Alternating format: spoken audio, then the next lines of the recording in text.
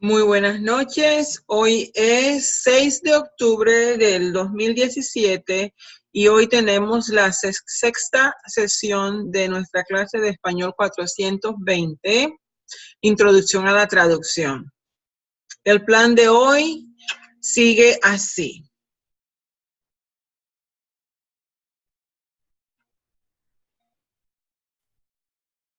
Vamos a comenzar trabajando con nuestro devocional, en primer lugar, para dedicar esta jornada a Dios nuestro Señor. Luego les voy a explicar la tarea y que tiene dos partes, el foro y una parte que termina en traducción, pero que incluye el uso de los cognados y también las expresiones idiomáticas. Luego hay 4 partes más. La vida del intérprete hace parte de los chismecitos de la traducción que vamos a ver en la primera parte. Luego en la historia de la traducción, hoy vamos a hablar de la traducción y la interpretación durante el descubrimiento y la conquista. En la parte de la teoría de traducción vamos a ver la traducción como proceso versus producto, y en la parte de los retos y las técnicas de la traducción vamos a ver qué pasa entre el español y el inglés con las mayúsculas, las abreviaturas y los acrónimos. Comencemos entonces dedicándole tiempo a nuestro Señor y ofreciéndole esta jornada.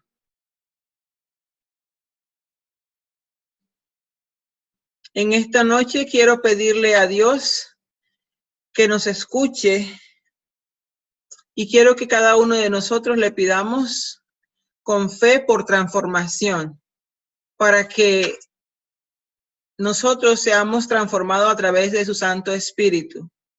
Oremos a Dios para que nosotros recordemos con humildad la fe de aquellos que han partido antes que nosotros. Y para esas personas que han partido antes que nosotros, le pido al Señor, especialmente a Tristán, que el Señor le dé el descanso eterno y que brille para ellos, para él y para todos los que han partido antes, la luz perpetua. Oremos al Señor por la renovación de la fe en el mundo, para que todos seamos transformados por el poder de Cristo resucitado. Oremos al Señor por la transformación de la sociedad, a través de la vida y del ejemplo del pueblo cristiano. Oremos al Señor por los escritores, por los periodistas, por todos aquellos que difunden las noticias, para que usen la palabra sabiamente, comunicando con honestidad y con franqueza. Oremos al Señor por nuestra universidad, para que podamos escuchar a Cristo hablándonos y encontremos transformación en nuestras vidas por medio de su presencia. Oremos al Señor por todas las víctimas que aún están sufriendo los estragos de los huracanes y de las tragedias naturales en el Caribe, en México, en todo el mundo, por los que están atravesando por problemas políticos en sus países. Y entre nosotros especialmente quiero pedir por la familia de Carolina, su compañera, que en estos momentos están atravesando por un momento muy difícil y de mucho dolor. Señor, en tus manos presento todas estas peticiones para que seas tú sanando, curando, fortaleciendo, para que seas tú proveyendo satisfaciendo toda necesidad que tenemos. Y todo esto te lo pido por la santísima sangre de tu Hijo Jesucristo y en el nombre del Padre, del Hijo y del Espíritu Santo. Amén. Habiéndonos puestos en manos del Señor, sigamos con el plan del día. En los chismecitos de hoy, estamos conectándolos con la actividad que ocurrió ayer en el foro. Ayer jueves hubo una presentación, una conferencia acerca de la fe en acción. A la presbítera gobernante de la iglesia presbiteriana, Gina Zavala, y el sacerdote católico, el padre Simón Pérez, hablaron de la fe en acción. En esa jornada hubo la necesidad de usar intérpretes. Pero ¿cómo es la vida de un intérprete? Ayer vimos 2 chicos, a Liam y vimos a Rachel, haciendo el servicio de intérpretes de ellos. Pero quiero que vean estos 2 videos que ya ustedes tienen los tienen en el sitio de la internet. acerca de la vida de los intérpretes.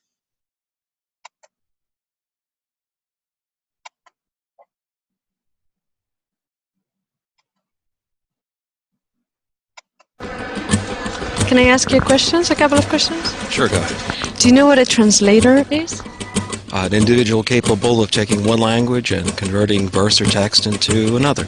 ¿Sabes lo que es lo que hace una traductora? Ella conoce ambos idiomas y cambia de un idioma a otro. And do you know what an interpreter is? An interpreter, pretty much the same thing, isn't it?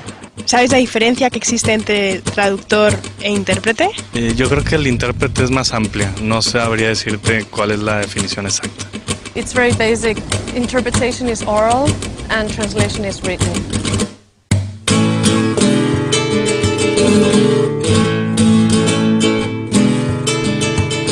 I am, I guess, very young for the profession. To be a good interpreter, you have to be self-confident.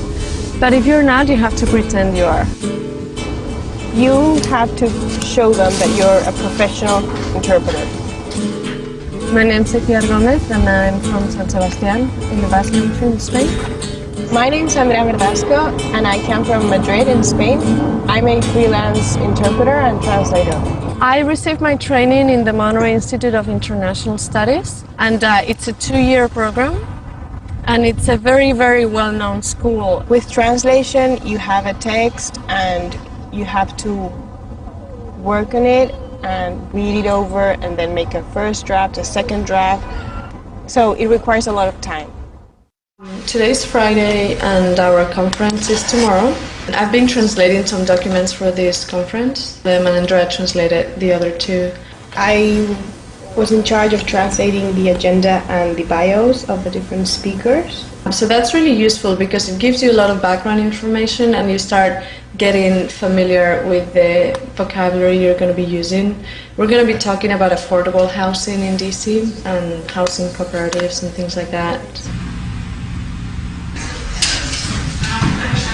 It's difficult to make people understand that we need to be working in pairs, that we need to be 2. It's not because we want our colleagues to have work, it's because it's like our brain cannot take more than an hour. Maybe if it's an hour conference, you can do it on your own. But if it's going to be a whole day, you need to be 2 and every 30 minutes switch. We have consecutive interpretation and simultaneous interpretation. Simultaneous interpretation is when you're doing simultaneously and it usually requires equipment. Que han comenzado a subir escalones en el proceso de desarrollo desde el término de la Guerra Fría. En muchos lugares, las tensiones sociales están debilitando la cohesión política. No se trata solo de determinar la manera en que los grandes países en desarrollo se relacionan. Interpreting is really tiring because, as you can see, the 30 minutes you're interpreting, you're putting 100% concentration. You don't even have seconds to relax or think about other stuff. You're not a parrot. You have to listen to the speaker. You have to assimilate what the speaker is saying. You have to process it, transfer it to another language, say it, and monitor what you're saying to make sure that grammar is correct and meaning is there 100%. The better you are, the more invisible you are. They don't realize that you are one of the main actors in the whole scene, and without you that wouldn't be able to happen. Actually, I love interpreting. I think it's fun. Every day you get a different topic and you work for different people and you work with different people. I like interpreting better just because it's more fun, it's more dynamic. You go to work, you go to a conference, you interpret all day, then you go back home and it's done.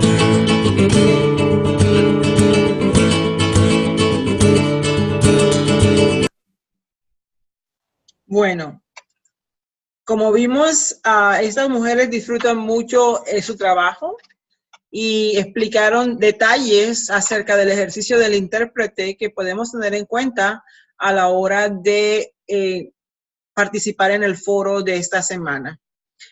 Continuemos entonces con el siguiente video que nos ofrece un punto de vista mucho más específico, ya que no son como se llaman freelance. Estos son trabajadores de unas instituciones internacionales muy, muy conocidas.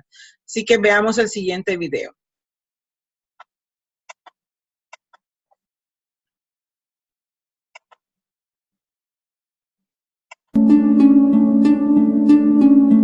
I'm Diana Duanli Liao, and at present I'm the Chief Interpreter of the Interpretation Service at the headquarters of the United Nations here in New York.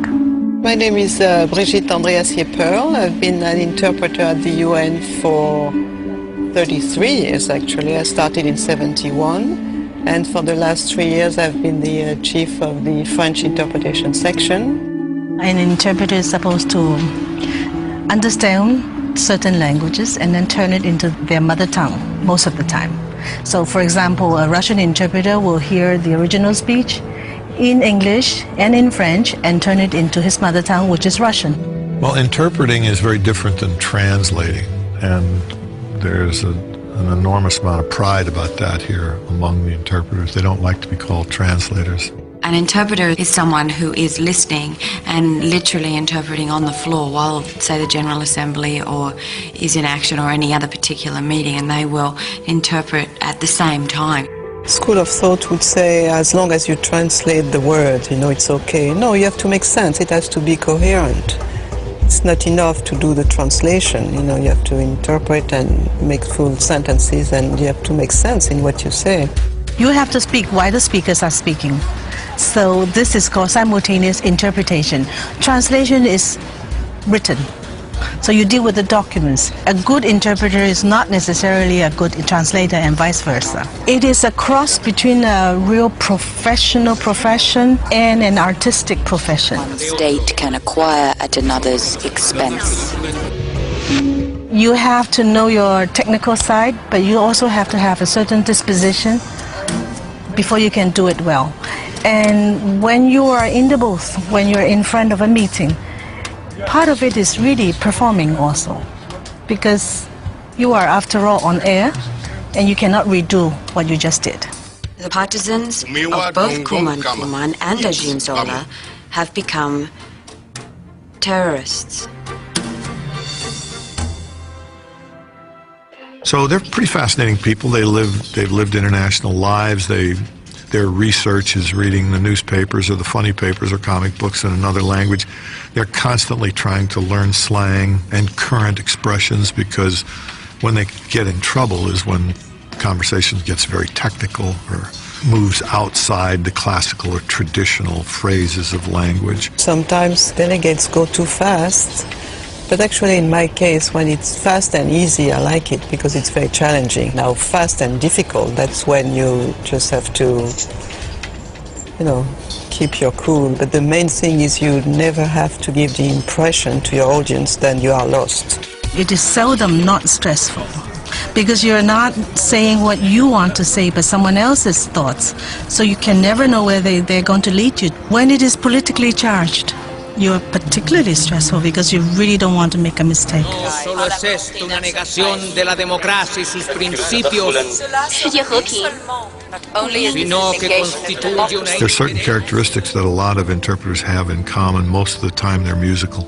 Quite a few of us, play a musical instrument or are in a choir. And when I first talked to Sidney Pollack, he said, "Okay, you, Brigitte, what is your hobby?" I said, "Well, I play the bassoon." He said, "Okay, tell me again about the bassoon. How big is the case and this, that, and the other? Would you take your bassoon case to work?" I said, "Sometimes I do when I have a rehearsal in the evening and things like that." What is that? Oh, come on, Roland, it's my flutes and stuff. Here you have Mr. Fark, chief of the Arabic section. The interpretation. Esperanza de un mundo con justicia para todos.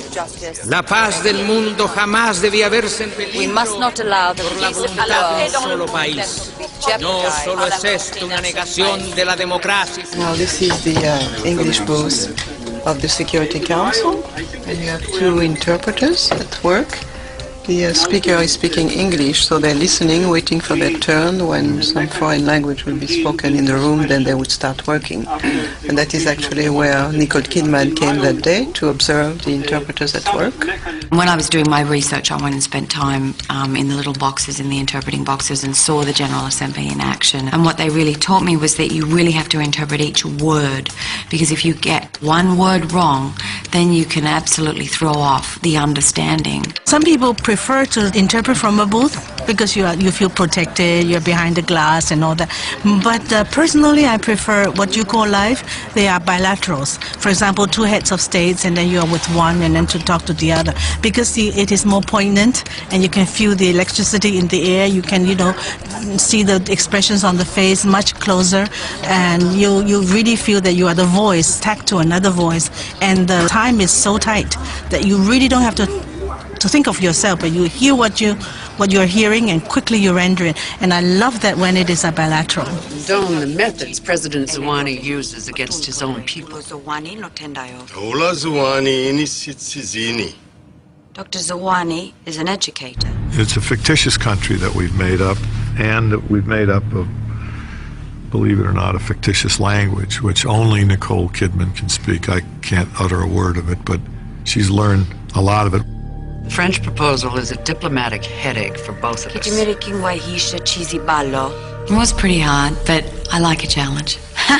We went to a language institute in England, and we've developed a cross between Swahili, which is the lingua franca in a lot of East African countries, and Shona, which is a language from Mozambique. And this language institute took these two languages and then added a few things of their own and gave us a new language, which we use, and we call it Matoban, and we call the country Matobo. You really want to be precise about it, and you want to be able to speak it quickly, and you want to understand what you're saying. That's so important, even if it is sort of a make-believe language.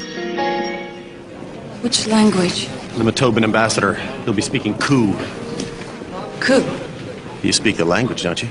It's almost like any other job. If you've never done it, it looks impossible. But listen, brain surgeon is real hard, but you've trained and you can do it, right? Pilot of an airplane, you get the training and then you can do it. So it's the same for us. I had to interpret recipes. I have to reinterpret baby feed instructions, and but you never know which way it is going to take, because they have a kind of diplomatic banter, no? In the beginning, before they really get into the nitty-gritty, they can be talking about anything. Hey, Manju, chodź z nami. For us all, to do a good job, we have to know what we're talking about. And to know what you're talking about, you have to know what is happening in the world.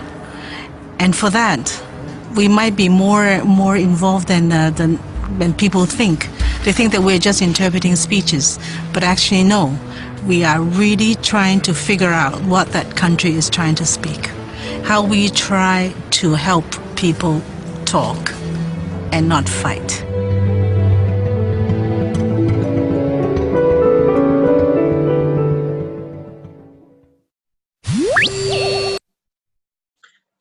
Entonces la idea ahora es que, habiendo visto estos dos videos y habiendo escuchado las propuestas que ellos plantean, comparándolo con el ejercicio que hizo Rachel y el que hizo Liam, ustedes puedan proponer sus ideas en el foro y discutir asuntos de los videos, aterrizándolos con el trabajo de estos dos muchachos que hicieron un trabajo fantástico para ser novatos. Así que esa es la asignación que tenemos en la parte del foro que tenemos para este día. Al final de esta presentación que voy a empezar ahora están las tareas de los cognados, las expresiones idiomáticas y la traducción que incluyen cognados y expresiones idiomáticas del día. Así que allí vamos a llegar. Continuemos entonces. La primera parte que vamos a desarrollar hoy es la historia de la traducción, especialmente la parte de la traducción e interpretación durante el descubrimiento y la conquista, ¿sí? Siguiendo como siempre a nuestro autor Child.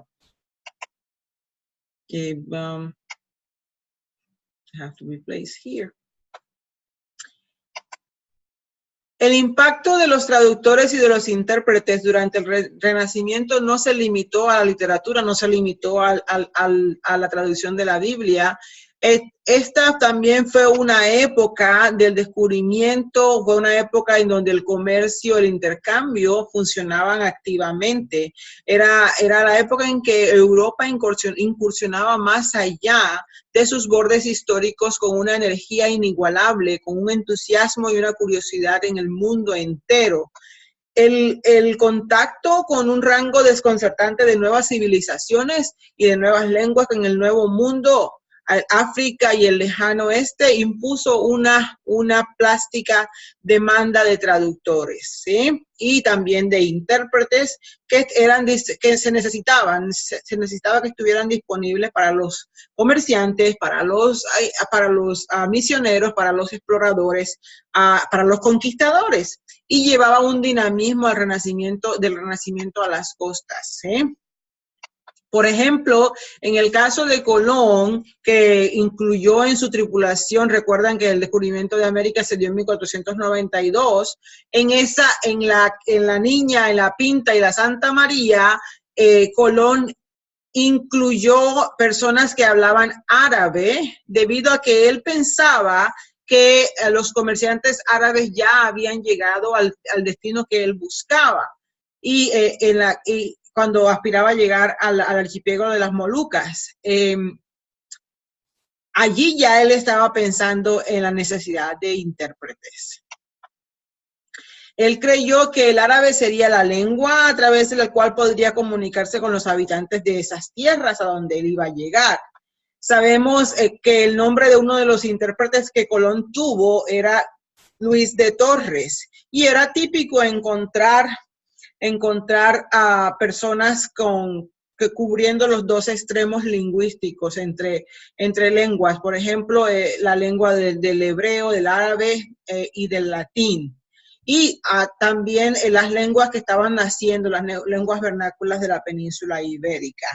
Obviamente, no pudo emplear los servicios de Torres cuando llegó, porque no llegó allá, sino que llegó a las Américas. Allí no pudo emplear los servicios de Torres, pero cuando él regresó, se trajo indígenas, ¿sí? Trajo consigo a 6 indígenas con la idea de que aprendieran el español y así sirvieran como intérpretes en las siguientes expediciones. Entonces, todavía con esa mentalidad de usar intérpretes, él trae indígenas a España. Por otro lado, Magallanes también llegó consigo a intérpretes y se tomó el trabajo de comprar esclavos en las distintas partes a donde llegaba para que le sirvieran ayudándolo en la comunicación. En los barcos de Magallanes había un hombre sobresaliente que se llamaba Antonio Pigafetta. ¿Sí? Este hombre se encargó de guardar récord histórico de la expedición de Magallanes y también hizo un prontuario del vocabulario de las varias lenguas con que ellos se encontraban en su camino.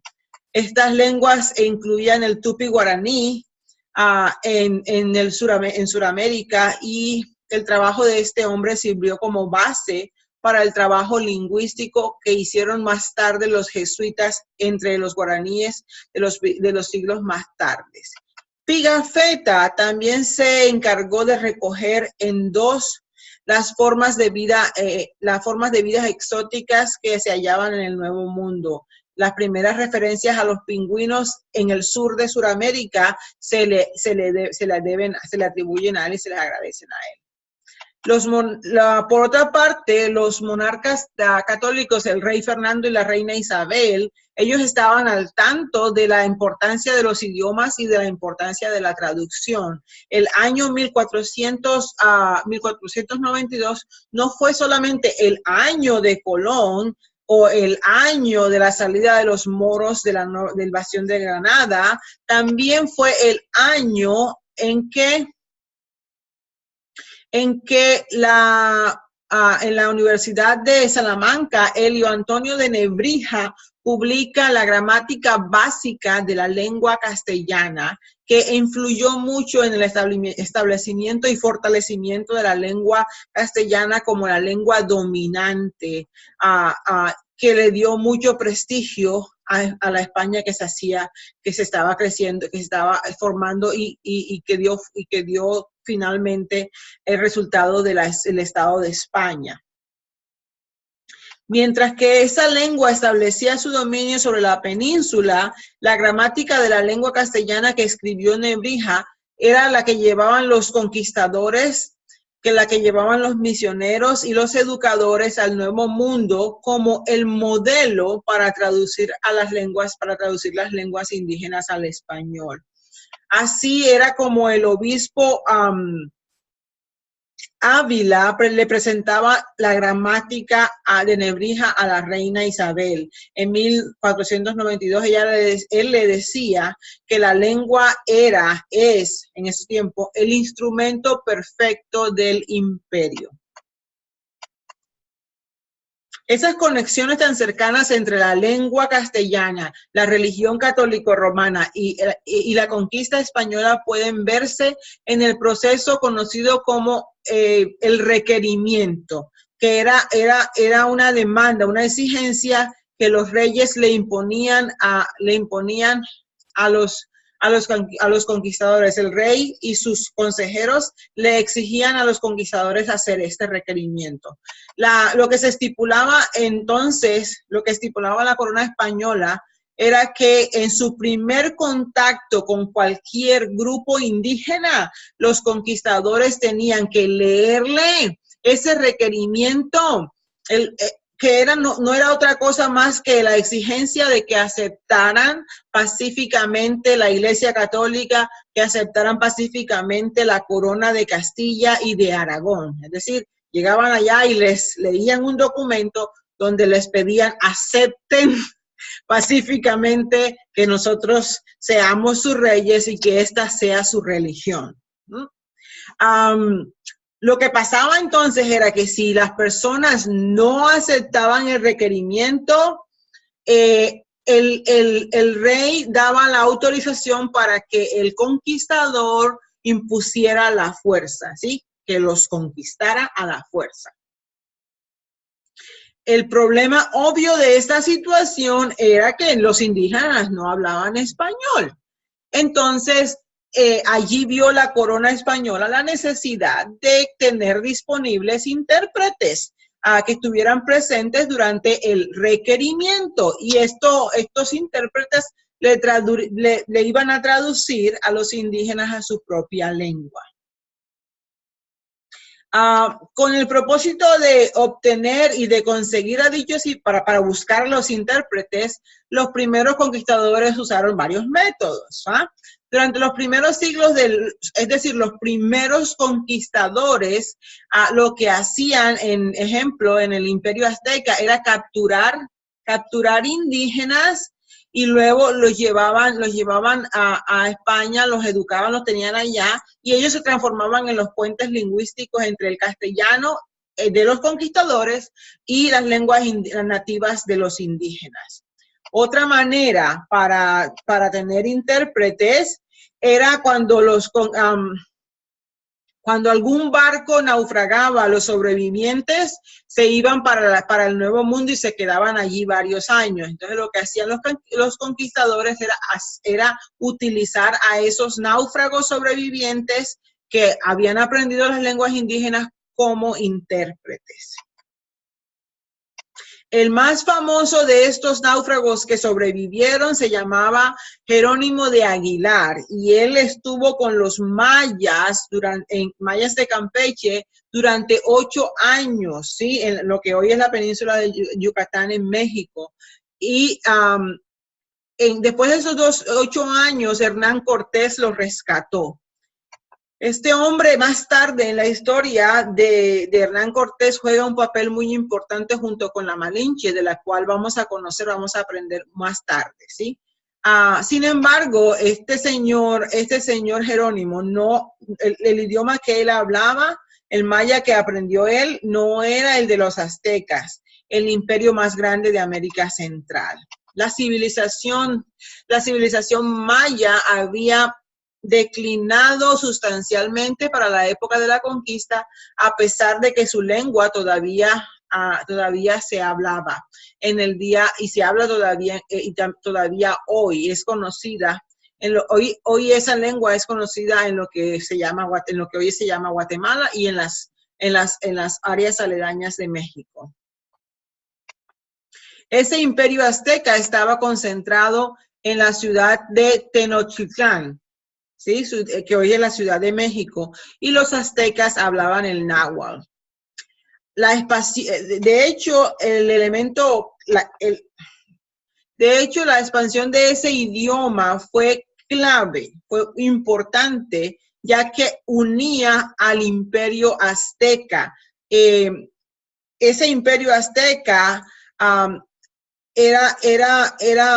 estaba formado de un grupo de tribus que estaban bajo el control de los mixtecas en Tenochtitlán. Los aztecas, de igual manera, los caciques aztecas, los directivos, las cabezas de los aztecas, al igual, de la misma manera que los reyes católicos también entendían y se percataron de que el idioma, que la lengua es el perfecto instrumento del imperio. A pesar de que cada tribu sometida al imperio, ellos podían seguir hablando su propia lengua, ¿sí? A pesar de que podían hablar su propia lengua, los aztecas insistían en que aprendieran a hablar el náhuatl, ¿sí? Porque esa era la lengua del imperio. Ellos también entrenaban a sus propios lingüistas y también entrenaban a miembros de las tribus que habían conquistado para que fueran escribas de náhuatl. Si alguien quería obtener una posición de importancia en actividades políticas, en actividades militares o comerciales dentro del imperio azteca, bueno, era necesario hablar este idioma. Es decir, que el idioma también jugó un papel importante. Y al haber intercambio de lenguas, podemos observar claramente que la necesidad de los intérpretes y de los traductores era de relevancia. Y hasta aquí acabamos con la parte de la historia durante la época de la conquista y la época del descubrimiento, o al revés, el descubrimiento y la conquista.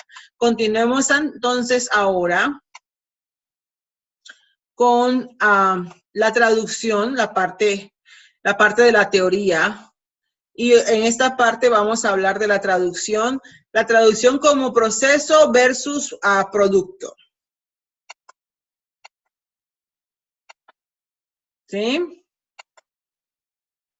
Cuando hablamos de traducción, estamos pensando tanto en un proceso como en un producto. Estamos pensando tanto en un proceso como en un producto, ¿sí? El producto viene a ser el texto, el documento que se ha traducido, ¿sí? Y el proceso, el llevar el texto de la lengua origen a la lengua término, ¿sí? Sucede que es muy fácil pensar primero en el producto y entonces comenzar a hacer comentarios acerca de ese producto. ¿Es una buena traducción? ¿Es una mala traducción? ¿Es una traducción más o menos buena? ¿O es una traducción más o menos mala? Es decir, creernos expertos y opinar acerca del producto. Cuando nosotros hacemos eso, se pueden establecer algunos criterios a través de los cuales se identifican problemas en las traducciones que causan dificultad al que trabaja como traductor, ¿sí? Esto le complica la vida al traductor. Todo el mundo es experto en la traducción cuando ven el producto.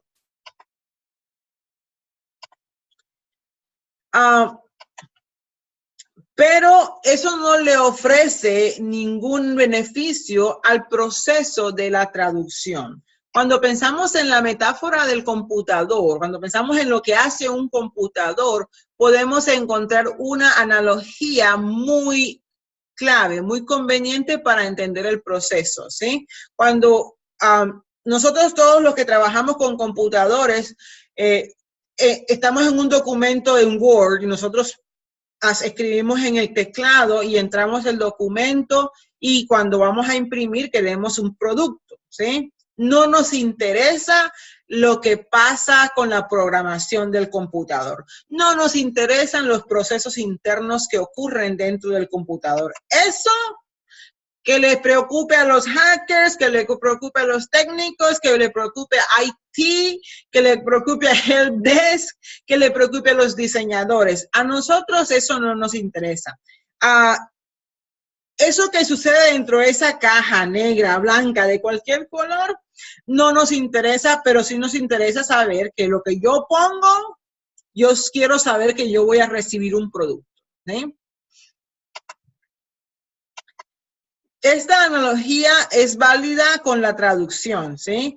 Somos alimentados por medio del mensaje codificado en la lengua origen y sacamos un mensaje codificado en la lengua término, ¿sí?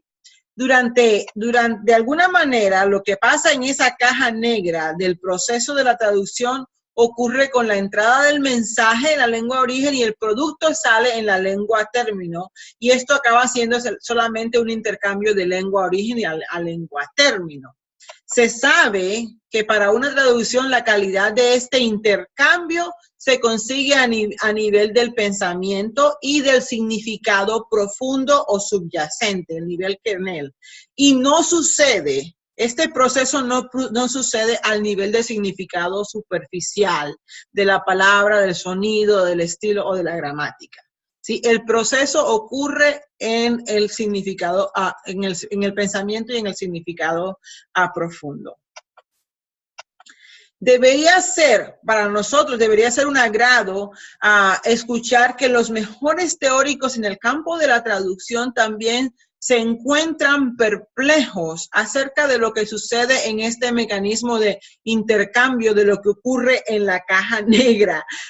En la opinión de Nida, no sabemos a ciencia cierta lo que ocurre en la mente del traductor cuando traduce. Los psicólogos y los neurólogos no saben cómo ocurre ese ejercicio que se procesa de la lengua al cerebro. El hecho es que algunos daños cerebrales afectan la capacidad de habla de aquellas personas bilingües, reduciendo el habla de una lengua y no de la otra. Miren qué misterio. Lo que los lleva a creer que puede haber una compartimentación, una división en el cerebro. Y a pesar de que esta idea surge, no es aceptada. Generalmente es algo que se rechaza. Se puede elaborar al respecto de la caja negra diciendo estas cosas. La función de entrada involucra la comprensión y es relativamente pasiva, mientras que la función de salida, la expresión, la escritura, la redacción, es activa. Estas dos funciones están conectadas por un mecanismo interruptor, el cual, si son válidos los modelos de Nida y de Larson, involucran en primer lugar una línea de iniciada con la entrada en la lengua origen y su texto llevado al significado subyacente. Luego se procede a encontrar una manera equivalente de expresar ese significado subyacente en el texto de la otra lengua, que es la lengua término. Este proceso es un misterio. Una vez que se enciende el interruptor, se procede a internarse en el modo de producción y se obtiene un producto de la expresión escrita o la expresión oral en la lengua término. Este es el modelo de la caja negra. Aquí tenemos entonces la entrada del texto de origen, es decir, la comprensión, yo lo escucho, lo entiendo. Entra a la caja negra en donde ¡pum! Se hunde el mecanismo interruptor y luego tenemos el procesamiento de ese significado subyacente para que sea codificado en la lengua término, ¿sí? Con la expresión bien sea escrita o hablada. El éxito de la función de entrada y su efectividad dependen de si la persona, si el traductor o el intérprete comprendieron el texto en la lengua origen. No hay ninguna necesidad particular de ser capaces de escribir, hablar o producir en la lengua origen. Lo importante es entender, lo importante es comprender.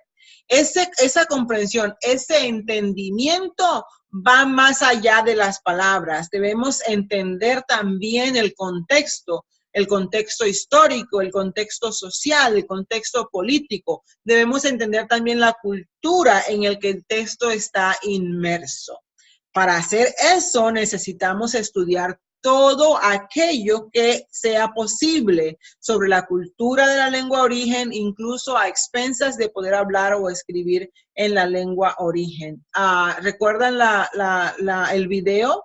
Allí estaban hablando de que un traductor no siempre es un buen intérprete y que un intérprete no necesariamente es un buen traductor.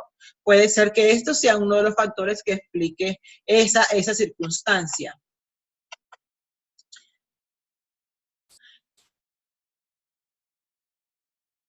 El éxito efectivo de la función de salida o función expresiva radica en ser capaces de escribir bien en la lengua término. Este es para el traductor. El texto de salida no debe ser simplemente entendible, ¿eh?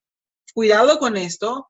También tiene que ser natural, también tiene que ser idiomático, también debe fluir naturalmente, culturalmente debe corresponder. El traductor luego debe hacer todo lo posible para mejorar sus habilidades en la redacción en la lengua término.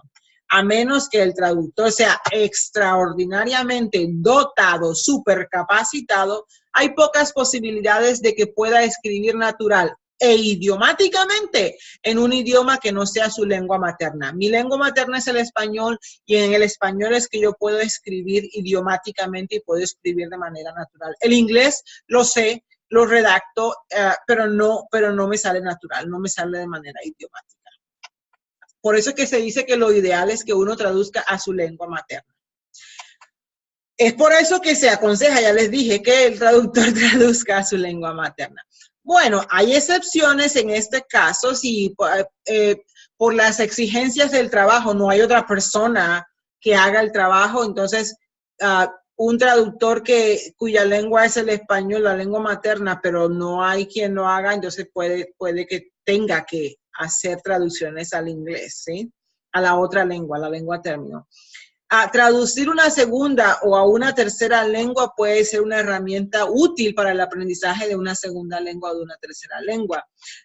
Lo que está en juego aquí, básicamente, es la reputación del traductor. Cuando uno no hace las cosas tan bien, ya la reputación va en declive, ¿no? Y hay que evitar correr ese riesgo porque es un asunto muy delicado. Los especialistas han sugerido algunas maneras de mejorar el proceso de traducción y aquí tenemos unas cuantas. Tener conocimiento enciclopédico, al igual que un profundo entrenamiento en el campo específico que se traduce, ¿sí? Sí, conocer la lengua bien. Existe también el factor de la motivación y la actitud del traductor hacia el texto y hacia el autor original. Lo ideal es que disfrute y que respete el texto que traduce. Es igualmente ideal que ese esfuerzo termine siendo un producto que los lectores de la lengua término también disfruten, ¿sí? Esto es algo artístico, es algo bello. Entonces, aquí el goce y el disfrute son relevantes. Pero en realidad, eso no pasa porque esencialmente la motivación principal termina siendo el dinero y hay personas que se ganan, no todo el mundo se gana la vida exclusivamente como traductor, pero el dinero es un factor clave allí. El ejercicio del mecanismo de la traducción también es un proceso creativo con todas las satisfacciones que genera cualquier proceso creativo. Si el proceso también sirve a la ideología, ¿sí? a los ideales, a las creencias religiosas, entonces el sentido de propósito y la satisfacción son mayores.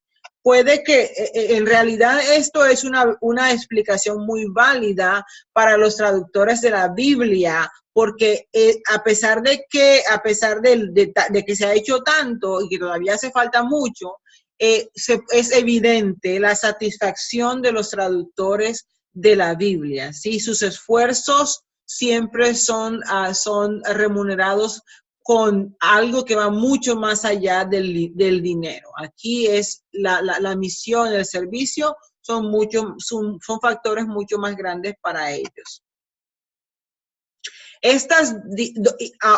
Ahora van a haber 12 ideas, 12 reglas acerca de los traductores. Se contradicen estas reglas y parece que eso cancelara, que eliminara a la una o a la otra, pero no es ninguna broma. Todos estos planteamientos que vamos a ver a continuación acerca de la traducción son planteados muy seriamente, y Theodore Savory los propone en su obra El arte de la traducción. Miren, la traducción tiene que reproducir las palabras del original. La traducción tiene que reproducir las ideas del original. Ahí parece que se contradijeran, ¿verdad? O produce las palabras o produce las ideas. Pero aquí está diciendo que tiene que reproducir las dos. 2. La traducción debe leerse como una obra original versus la traducción debe leerse como una traducción.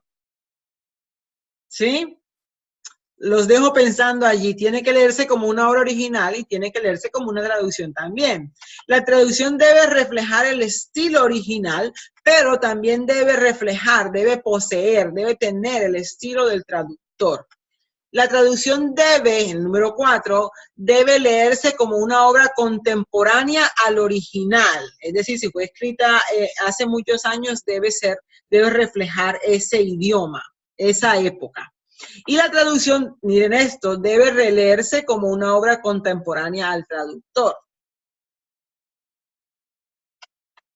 Las dos últimas, la traducción debe añadir cosas al original o suprimir otras, ¿sí? Debe añadir o eliminar otras. La traducción no puede nunca añadir cosas al original ni suprimir otras. Todas están contradiciendo, ¿verdad? La traducción en verso debe hacerse en prosa. La traducción en verso debe hacerse en verso. Ahora, ¿por qué encontramos tantas contradicciones en estas ideas? Porque todo depende. Es trabajo del traductor escoger cuál es la mejor opción para su traducción, ¿sí? Él debe fortalecer y desarrollar su caja negra para maximizar la comprensión de la entrada y la expresividad de la salida, la expresividad de la, aquí dice salida, perdón. Muy bien.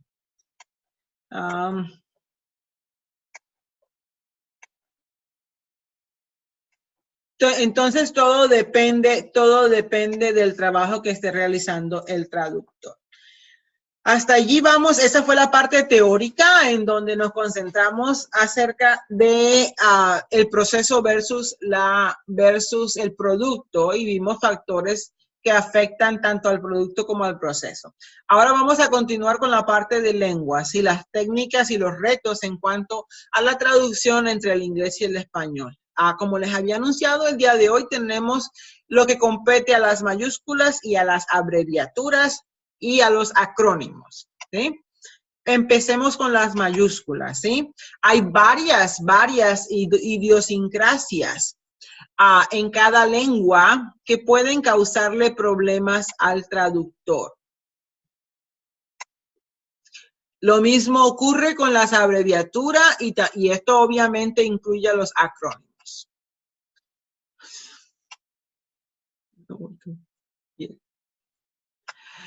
El español particularmente tiene la tendencia a usar menos mayúsculas que el inglés. Hay algunos elementos que no se presentan en español y que sí se usan en inglés, y estos casos pueden incluir los que siguen: el título de un libro, el título de un artículo, una obra en español. Por supuesto, usan mayúscula inicial, pero no las usan las otras palabras importantes. Es decir, que en español la traducción de Gone with the Wind, aquí tenemos Gone con mayúscula, en Wind con mayúscula inicial. En español no va a ocurrir eso, nada más se le utiliza la mayúscula a la primera palabra, ¿sí? Allí las demás. Viento no va a llevar y llevó no va a llevar mayúscula. En el español, por ejemplo, el pronombre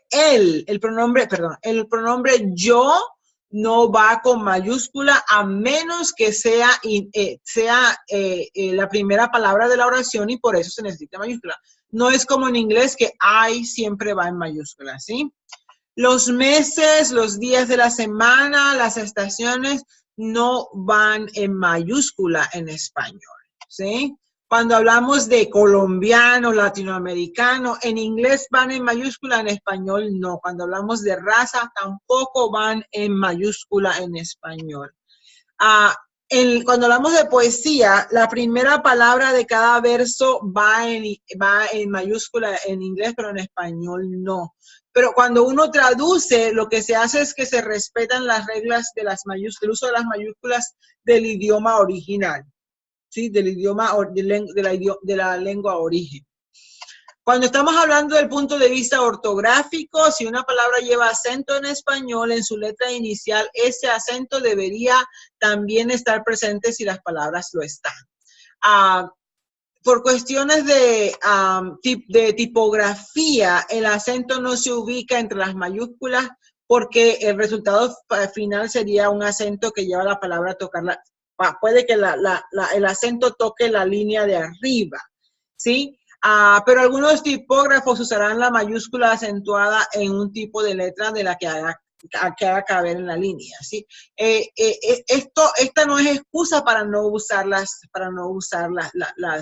el acento, ¿sí? Siempre se debe usar, inclusive si tienen mayúscula o no tienen mayúscula. De esto ha habido mucha controversia, pero se ha llegado a que sí tienen que usar las letras mayúsculas, tienen que usar el acento. ¿Cómo se marcan? Hay números, se marca Alt y hay una combinación de números, por ejemplo, 160 es la A, 161 es la E, 162 es la O, 130 es la E. Entonces, ya yo me los he memorizado. También Word hace más fácil poner las palabras en mayúscula cuando uno escoge el case, a capital case, and things like that.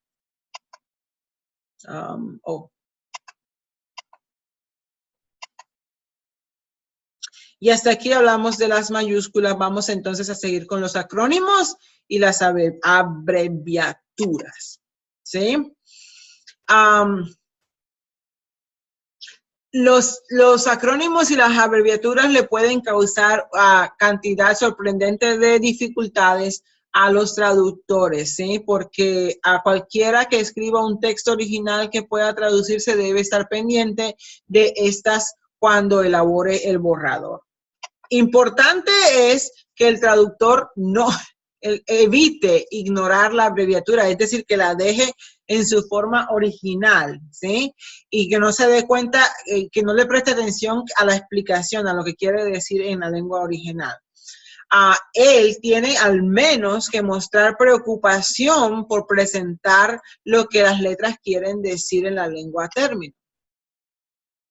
Ejemplo clásico de esto, lo es la abreviatura TM, toneladas métricas en español, mientras que en inglés es tons per minute, ¿sí? Si el traductor dejara las abreviaturas tal cual, esto es lo que pasaría en inglés, ¿sí? En la lengua origen, 100, 100 TM de carbón serían, si lo deja así al español, serían 100 toneladas métricas. En la lengua término, miren esto, 100 TM of coal, el ejemplo es que es 100 tons per minute. So, significan dos cosas diferentes en la lengua de origen como en la lengua término. Hay casos que tienen implicaciones políticas contemporáneas para las relaciones interamericanas y, por ejemplo, las letras, las siglas CBI, ¿sí? Para los diplomáticos americanos, estas letras describen la iniciativa del presidente Ronald Reagan, Caribbean Basin Initiative.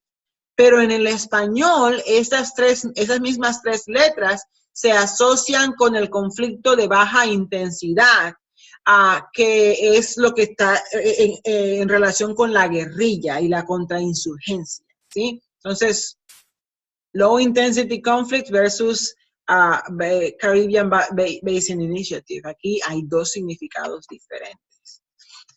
Algunas de las palabras que pueden ser abreviadas en la lengua origen, pero no en la lengua término. Aquí tenemos el caso de la palabra debe escribirse en la lengua término para evitar los malos entendidos. Washington, D.C., Washington, Distrito de Columbia, por ejemplo, o el caso de Buenos Aires DF, Buenos Aires Federal District, cuando se traduce al otro idioma. O FDO, firmado Juan Ramírez, sign Juan Ramírez, porque ¿cómo hacemos con FDO? Bueno, aquí está la explicación, escrito allá en firmado, ¿sí? No se deja FDO en inglés porque no cuadraría. El español, en cuanto a las abreviaturas, el español siempre exige un punto al final de todas las abreviaturas, mientras que el inglés permite que algunas sean usadas sin él, ¿sí? Aquí tenemos un ejemplo, dos que no utilizan. El español duplica las letras para indicar que la abreviatura se refiere al plural cuando se usan esas letras dobles. Y el punto se pone después de la segunda letra y no después de cada una de las letras. Cuando hablamos de Estados Unidos, cuando decimos U, y un punto al final de la segunda E y un punto al final de la segunda O, estamos hablando de estados. Ahí la E se duplica para hacer los estados plurales y unidos el adjetivo que modifica estado, ¿sí? Estados Unidos DNA de Norteamérica. O cuando hablamos de railroads, ahí está el ejemplo. Y cuando hablamos de ferrocarriles en español, entonces hacemos FFCC. Para decir railroads en español sería FFCC. No hay reglas rígidas para traducir acrónimos y el traductor necesita mantener a su audiencia o al lector en la mente. El traductor debe tomar difíciles decisiones de manera frecuente con relación a los acrónimos. Unas veces ya el acrónimo se conoce, ¿sí? Existe y entonces simplemente se buscan cuáles son los acrónimos en el otro idioma. Por ejemplo, la CIA se conoce tanto, no existe uno diferente en español, sino que ya la CIA se conoce. So, the CIA denies, la CIA lo negó. Podemos decir también the Central Intelligence Agency denied. La Agencia Central de Inteligencia lo negó. Existe y es internacionalmente conocida por esas siglas y por ese nombre. Allí no hay problema. Otros casos, el acrónimo se refiere a organizaciones internacionales y estas existen oficialmente en cada lengua. Así como entonces tenemos la UNO, no sé cómo decirlo en inglés, pero en español es la ONU. Y para la OAS tenemos en español la OEA. Entonces, no se puede inventar, sino que se tiene que buscar cuál es el equivalente, cómo se le llama en los otros idiomas. La situación se pone más difícil cuando el traductor no sabe si el lector está familiarizado con el acrónimo. O sea, si yo como traductora no sé si usted como lector de la lengua término conoce cuál es lo que significa ese acrónimo. Entonces, veamos el ejemplo ¿sí? El candidato presidencial argentino, Carlos Menem, del Partido Justicialista, y Partido Justicialista se se abrevia con PJ, ¿sí? El PJ. En Argentina se conoce PJ, pero yo no sé si los americanos a quienes yo les traduzco van a conocerlo. Entonces, en la lengua origen, yo puedo decir el candidato presidencial de la PJ, Carlos Menem. Podemos dejar el acrónimo en la versión original pensando que el lector de la lengua término conoce, ¿sí? The Presidential Candidate, Carlos Menem of the PJ, pero no, ahí hay un riesgo, ¿sí? Ahí hay un riesgo porque no sabemos si lo conoce. ¿Qué se hace en este caso? Se puede escribir lo que significa el acrónimo y para darle una explicación. The Presidential Candidate Carlos Menem of the PJ, Partido Justicialista, Justice Parties. Ahí está la explicación entre paréntesis. Menem of the PJ, Partido Justicialista, y ahí se está explicando. Se puede escribir y traducir también. El presidente, the Presidential Candidate Carlos Menem of the PJ, y aquí está la explicación, Partido Justicialista, Justice Party. O se puede escribir lo que significa, se puede traducir y se puede explicar. Se pueden hacer las tres cosas. The Presidential Candidate Carlos Menem of the PJ, y aquí decimos Partido Justicialista, Justice Parties of the Peronista. Hay una explicación, ¿sí? De los peronistas que está dando inclusive un contexto histórico. Como traductores, lo que no se debe hacer es inventarse un acrónimo. Por ejemplo, aquí está, The Presidential Candidate Carlos Menem of the JP. JCPenney, no se puede inventar, porque no sabemos lo que sabe el lector y no sabemos lo que pueden llegar a interpretar por nuestro atrevimiento.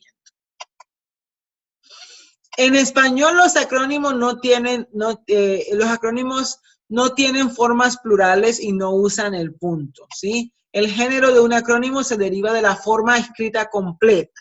La CIA es femenino porque viene de agencia, la Agencia Central de Inteligencia. El SIDA o AIDS es masculino porque es un síndrome, ¿sí? Es un síndrome de inmunodeficiencia adquirida y síndrome es masculino. Cuando hablamos de FBI, es masculino porque es el Buró de Investigación Federal. Si ustedes quieren saber cuál es el género de un acrónimo, tienen que ver qué tipo de institución es y si esa institución es masculino, si la palabra que define esa institución es masculino o si es femenino. Hay algunas excepciones a esta regla debido a que se ha aceptado y porque hay cacofonía o eufonía, ¿sí? Para buscar armonía fonética.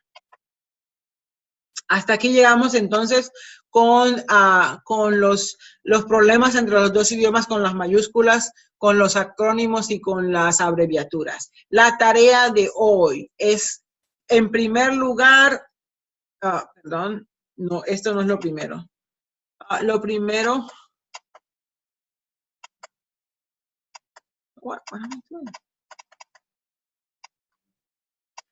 son estos. Esto es lo primero, los cognados. ¿Por qué carpeta, casualidad, catedrático, college o colegio?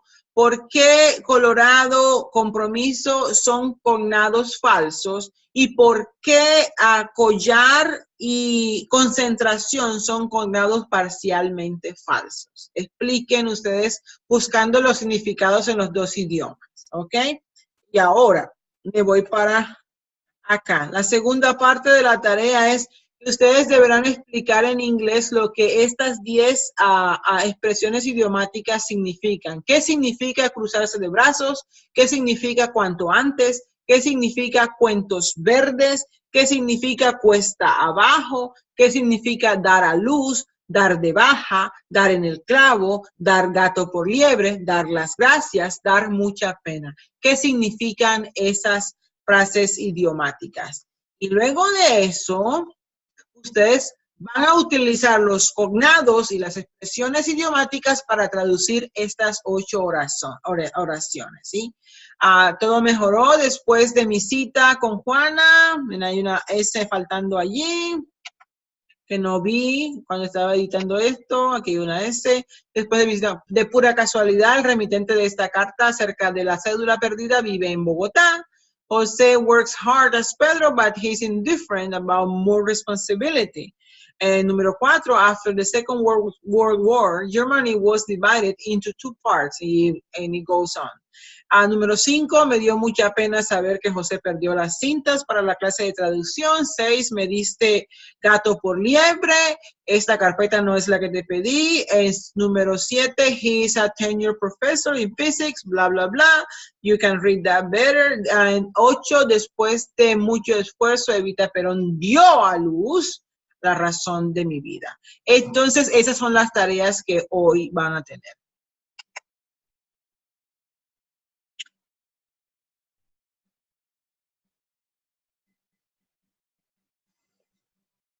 Okay. Esas tareas también se encuentran aquí. Están aquí en la parte, en el calendario de la clase. Están todas esas partes, ¿sí? Los cognados, están las expresiones idiomáticas, las oraciones, están allí. Y la parte del foro también está allí. Si ustedes siguen bajando, se van a dar cuenta que aquí está el foro ya y también están las expresiones idiomáticas, los cognados y la traducción que tienen que hacer. Por hoy, eso es todo. Así que a trabajar y espero leer pronto sus reacciones, comentarios, preguntas, observaciones acerca del trabajo de un intérprete y específicamente del trabajo de los 2 intérpretes estrella que tuvimos esta semana. Sigan orando por Carolina y pidiéndole a Dios por cada una de las personas y las víctimas de los huracanes, de las tragedias que están ocurriendo, de las complicaciones políticas que hay por toda Latinoamérica y por Europa. Por favor, en los Estados Unidos también hay gente por la que orar e interceder ante Dios. Que Dios me los bendiga y espero que esta clase los haya ayudado a crecer en su mayor en español. Adiós.